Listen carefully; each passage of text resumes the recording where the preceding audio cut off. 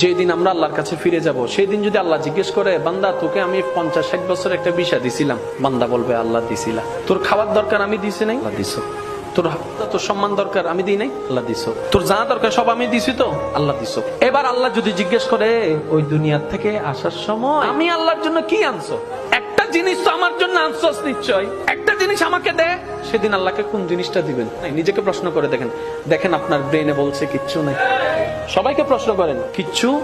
আল্লাহকে যে দিতে পারবো, আল্লাহ আমি এটা আনছি। আমরা সাহস করে নামাজটা দিতে চাচ্ছি, ওই শুক্রবারের 2 রাকাত ওইটা আর কি দিতে চাচ্ছি, আবার মনে মনে লজ্জা, আগে কোনো সুন্নত নাই, পরে কোনো সুন্নত নাই, এটা আবার কেমনে দিই। এবার অনেকে ওয়াক্তিয়া নামাজ দিতে চাচ্ছে, আবার মনে মনে ভয় হচ্ছে, এই নামাজ না সেই নামাজ যে নামাজের মধ্যে বাজারের হিসাব করেছিলাম, এই নামাজ না সেই নামাজ যে নামাজের মধ্যে কত কিছু চিন্তা করছিলাম, এই নামাজটা তো আল্লাহকে দেওয়ার মতো কোয়ালিটি নাই। এবার অনেকে বলে যে তাহলে রমজানের রোজাগুলা দিই। এবার রোজা যখন দেওয়া শুরু করলাম, ফজরের নামাজ কজা,